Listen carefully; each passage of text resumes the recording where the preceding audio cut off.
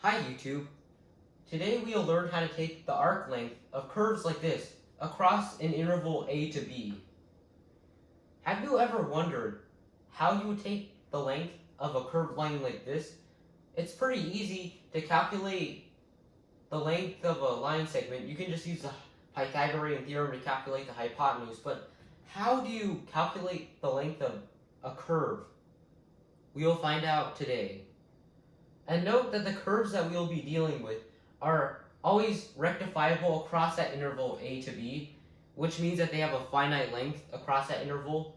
They're continuously differentiable, meaning that the derivative must always have a finite value and exist.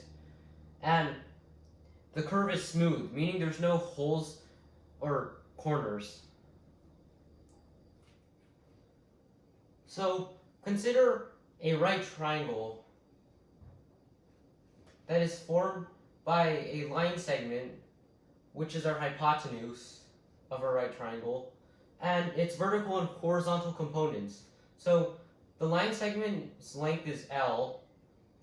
Let's call the horizontal component X and the vertical Y.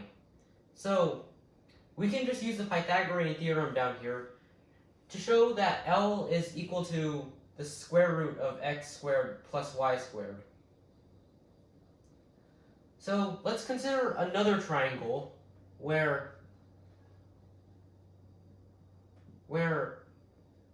x is going to be delta x and y is going to be delta y, where delta indicates a change in that specific value. Well, delta L is going to be our length. We can set that equal to, well, the Pythagorean theorem would make it the square root of delta x squared plus delta y squared. So the Pythagorean theorem works here. Now that we know that the Pythagorean theorem can help us calculate the length of line segments for changes in x and y, we can extend this idea to calculus.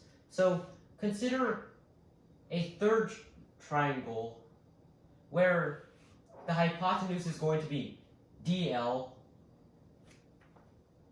for an infinitesimally small change in L, and dx as the horizontal component and dy as the vertical component. So you may already know dx is just a infinitesimally small nudge in the x direction, and dy is an infinitesimally small nudge in the y direction. So the Pythagorean theorem still works here. So dl is going to equal the square root of dx squared plus dy squared.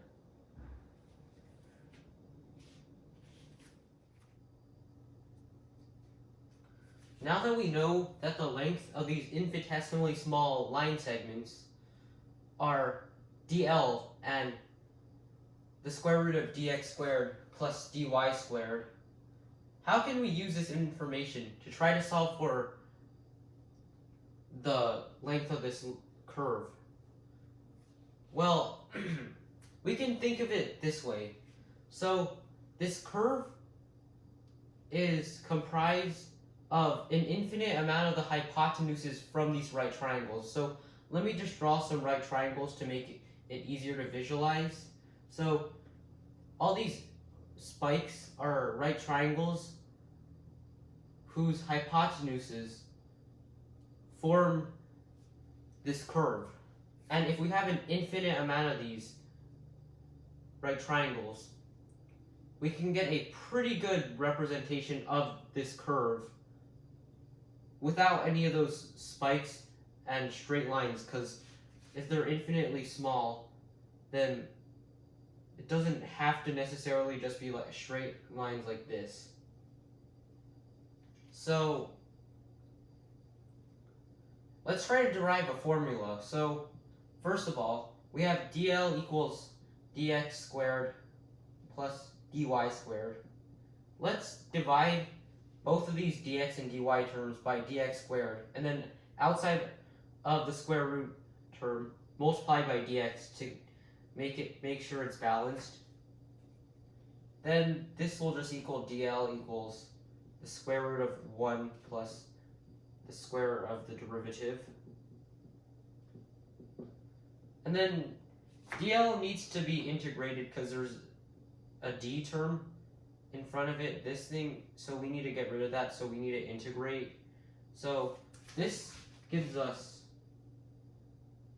L equals the integral, and remember, we're taking the arc length from point A to point B, so we have to take the integral and set the lower and upper bounds.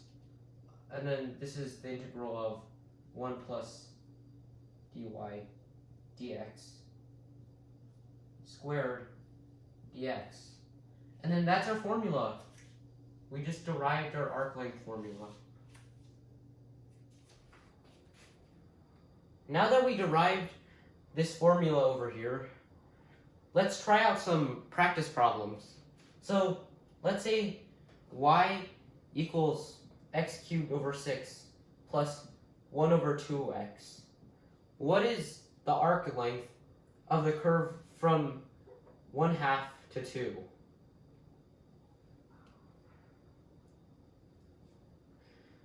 Okay, so first of all, let's try to, we know our givens,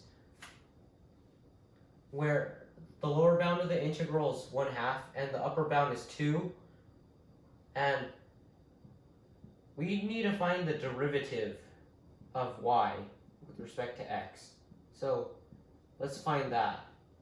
So using the power rule, we get dy dx equals x squared over 2 minus 1 over 2x squared. So after you plug this in here, you should get, after plugging this into a calculator, 33 over 16, which is our answer. Let's try out another problem using this arc length formula. So consider the function y equals natural logarithm of cosine of x, and we'll be trying to take the arc length of this function across the interval 0 to pi over 4. So we can start off by plugging in the lower and upper bounds, so 0, pi over 4, the integral of that of 1 plus derivative squared dx. And then we can just find the derivative, which is pretty trivial to find. So you can just use the chain rule and find that cosine of x, or the inside, the derivative is negative sine of x, and then the outside would cause cosine to be on the bottom. So then that would just lead the derivative to equal to negative tangent of x. And then now we can plug this in here, so now we get the integral from 0 to pi over 4 of 1 plus tangent squared. And then our trig identities tell us that this term is equal to secant squared dx. And then the square and the square root cancel out, so we end up just getting the integral from 0 to pi over 4 of secant of x dx. And then that just gives an answer of approximately 0.8814 using a calculator. So that's our arc length of our function from 0 to pi over 4.